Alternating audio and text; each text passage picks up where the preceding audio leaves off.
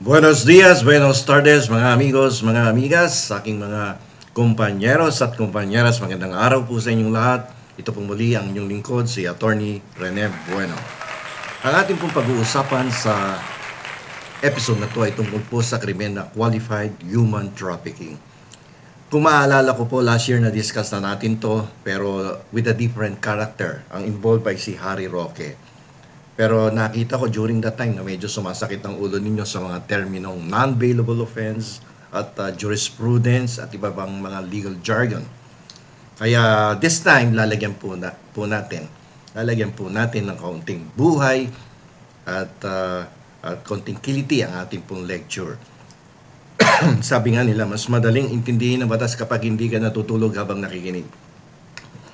Kasi may kilala ako, bago humiga ng kama yan, iseset yung cellphone niya at pipili yan ng vlogger na gusto niya. At pakikinggan niya, ilalapag sa tabi ang cellphone, patutugtugin yung vlog. Pero maya-maya, after 2 to 3 minutes, naghihilik na po siya. Okay, so ginawang pampatulog yung vlog no? Pero this time, balikan po natin ang kaso ng qualified human trafficking laban sa dating kongresista na si Mike Defensor. At sa kanyang pamilya, nadamay ang pamilya dito. Pero this time, gagawin nating mas masiglang paraan ang ating pagpapaliwanag. Okay, so dito po sa krimen na to, may tatlo pong sangkap.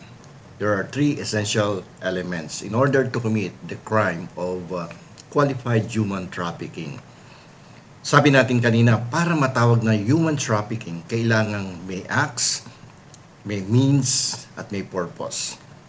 Para madaling matandaan, isipin yun po na parang nagluluto lang tayo ngayon ng adobong baboy. Okay? Okay, adobong manok. Nagutom tuloy ako. Okay, so yung unang sangkap ay yung acts, yung mga gawain. Ito po yung pagkuha o pagtransport sa biktima from his place papunta doon sa lugar na kung saan gagawin na siyang alipin, no? Parang pagbili mo ng karne ng baboy sa palengke, from the market, dinala mo sa inyong bahay na i-transport yung mga pinamili mong karne ng baboy. Pangalawang elemento o sangkap ay yung means, yung paraan, yung panloloko, pagbabanta o paggamit ng dahas. Parang yung malaking kutsilyo, no, na para sa karne, no? Ang ginagawa mo para lumambot ay yung minamartilyo. Parang pinupukpok mong ganun yung karne, di ba? Pero paalala, kung menor de edad ang biktima, kahit sabihin yung gusto ko naman po talaga dito sa lugar na to at ako'y nakakapagtrabaho naman, trafficking pa rin yan. Walang consensual sa trafficking ng bata. Parang pag-ibig lang yan. Kapag bawal, bawal. Walang pero nasasabihin ng bata na gusto ko naman siya di ba? So, ang pangatlo naman na elemento o yung layunin dito ay yung purpose ay yung pagsasamantala tulad ng sexual exploitation. Ito na yung stage na kinain mo na yung adobo, yung adobong baboy. Okay, so pero ang susunod na tanong dito, bakit ba qualified at hindi nilang ordinary human trafficking ang itawag natin dito? So, bakit nga ba tinawag na qualified? Kapag narinig ninyo ang salitang qualified, ibig sabihin, premium version o upgraded ang krimen.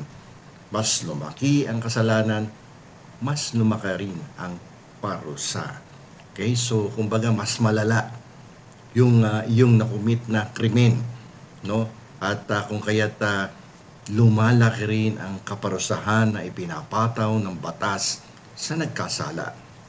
Ngayon, sa kaso pong ito na kinakaharap ni Mike Defensor, kung maalala nyo sa balita, di ba, ni-raid nga yung isang lumalabas na karaoke bar ba yun, or KTV, o bar na tapos may mga chika babes na nando doon sa loob na nagbebenta ng laman.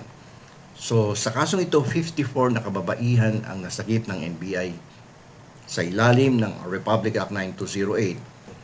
Kapag umabot sa 3 o higit pa ang biktima o 3 o higit pa ang nagkutsabahan, automatic po yan sa ilalim ng ating batas. qualified na po ang klasifikasyon ng krimen na nakumit ng nagkasala. Okay, pag ganyan, ang parusa po, life imprisonment o yung tinatawag nating habang buhay na pagkakabilanggo at milyong-milyong pisong multa. Kumbaga sa laro, ito yung ultimate game over, no? At ang pinakamasakit sa lahat, wala po tong piyansa, no bail. Kaya kung balak mong gumawa ng krimen, siguraduhin mong mahilig ka sa sardinas at malamig na semento dahil doon ka muna titira habang may paglilitis dito sa kaso ng kinakaharap. Qualified human trafficking. Ngayon, punta po tayo dito sa pinakamaintrigang parte ng istorya nitong si Mike Defensor. Kung maalala ninyo, di ba? Nung ni-read dito, nakita doon sa mga gusali, maraming secret door. Yung mukhang pag may dumadating ng mga opisyalis na manguhuli, mayroong papasukin na secret door palabas na hindi mapapansin ng mga investigador. So, dito, napansin ng NBI yung pagbago umano sa disenyo ng gusali ng itong Click Point Square. So lumalabas po sa investigasyon na may mga lihim na pinto, tago ang kwarto at peking fire exits. So originally wala yan, pero ang sinasabi nung na-acquire o nakuha yan ni Mike Defensor ay maraming pagbabagong ginawa do sa building para ma-accommodate na maganda yung negosyong KTV bar na yan. Okay? So, mga kapwa ko hurado, kung ang bahay mo ay may secret door, na kapag tinulak mo yung istante ng libro ay may kwarto sa likod, hinala ko, hindi kasi Batman. At lalong-lalo na hindi yan para sa pungsoy. Okay? So, magdududa ka talaga, di ba? At sa ilalim po ng ating batas, kapag ikaw ang may-ari o nagpapatakbo ng isang establishmento at binago mo yung layout para mapagtaguan ng mga customer at biktima kapag may mga pagkakataon na nire-raid yung KTV, hindi mo na pwedeng sabihin sa korte na, ay nagulat din po ako akala ko po storage room lang yan ng mga tisyong ginagamit na nandun sa KTV. So, hindi ka makakalusot sa mga ganyang pangangatwiran. So, dito, ginamit ng NBI ang tinatawag na Doctrine of Common Sense. Although hindi ito po yung official na legal term, pero paborito ng mga piskal gamitin to Doctrine of Common Sense. Hindi ka gagawa ng secret passage kung ang ibinebenta mo lang doon sa KTV bar mo ay isaw, no? At videoke. Okay? Masyadong malabo yung mga palusot na ganyan, at mga ganyang klaseng mga pangangatwiran ay nabenta na nung araw yan no? Pero ngayon hindi na yung bibilhin yung mga ganyang klaseng bulok na pangangatwiran. Okay? So kadalasan ginagamit yung palusot na korporasyon may-ari niyan Okay? So punta po tayo sa jurisprudence. Dahil korporasyon, yung Click Point Development Corporation, at siya yung may hawak ng gusali, no? Lumalabas kasi diyan, madalas na palusot ng mga may-ari talaga ay hindi po ako ang may kasalanan. Yung korporasyon po. Ang tanong naman, tao ba ang korporasyon? May katawan ba yan para makulong? Alam nyo po sa corporation law, may tinatawag tayong separate and distinct personality ng korporasyon from the board of directors and its officers. So, kaya madalas yan ang ginagawang palusot ng mga nahuhuling may ginagawang kalokohan, no? Ay, korporasyon po yan. Yung korporasyon po ang idemanda ninyo.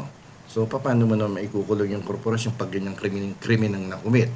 So, kaya dito po pumapasok ang sikat na doktrina ng Korte Suprema na piercing the corporate veil. Yung piercing the veil of corporate fiction. Sa madaling salita, wag mo kaming ma-English sa corporate identity na yan. I-pierce yung corporate veil. Kasi parang may talokbong korporasyon kapag ganyan ang sitwasyon. So sisilipin niya kung ano talaga ang pakay, no? At bakit yung nagtatalokbong diyan, okay? Kapag ginamit mo ang korporasyon para magtago ng illegal na gawain, pupunitin ng korte ang belo o hahawiin ng korte ang belo ng korporasyon para makita kung sinong mga totoong tao ang nagtatago sa likod ng korporasyon. Sa kaso pong ito, itinuro ng NBI ang pamilya defensor at yung kanyang mga opisyal.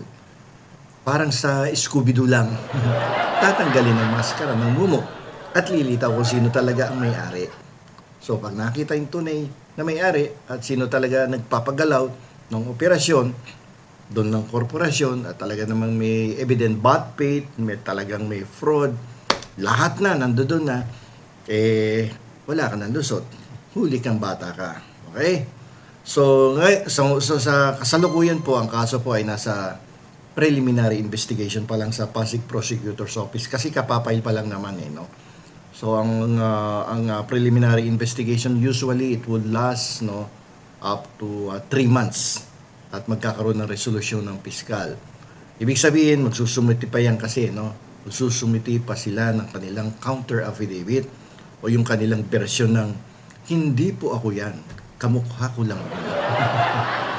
Okay, so tingnan po natin sa mga susunod na buwan kung makakalusot ang kanilang mga depensa o kung tuluyan silang qualified sa buhay kulungan sa mga dadating na buwan o taon. Okay, so yan ang napapala kasi ng mga taong madadada. Dadaan ng dada, walang ebidensya, pag ikaw na silipan ng butas, ikaw ang mawawasak. So dito na lang po, ito po ang lingkod, si Atty. Rene Buwan.